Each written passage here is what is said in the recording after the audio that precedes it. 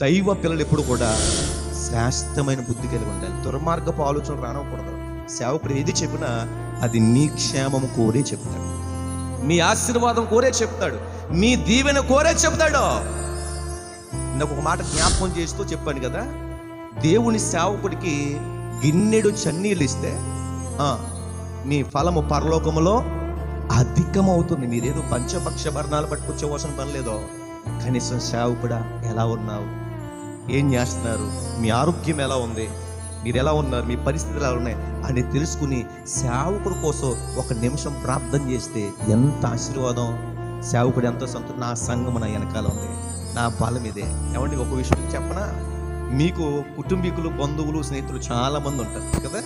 మీకే కష్టం వచ్చినా మిమ్మల్ని ఆదుకోవడానికి చాలామంది బంధువులు, స్నేహితులు ఉండొచ్చేమో, కానీ మాకంటూ ఉన్న బంధువులు, స్నేహితులు ఎవరైనా ఉందంటే అది సంఘమే. మీ కొరకు మా సొంత పనులు మానుకోవాల్సి వస్తుంది, పెళ్ళిళ్ళు మానుకోవాల్సి వస్తుంది, ఫంక్షన్లు మానుకోవాల్సి వస్తుంది. కొన్నిసార్లు మా రక్త సంబంధులను మేము విడిచిపెట్టి వాళ్ళతో వైరాన్ని కలిగి మీరు పిలిచిన కార్యక్రమాలకి గొడవైనా పర్వాలేదని వాటిని ప్రక్కన పెట్టి సంఘమే సర్వం అనుకుని సేవకుడు బ్రతుకుతూ ఉంటే మరి సంఘమా మనం ఎలా ఉన్నాం?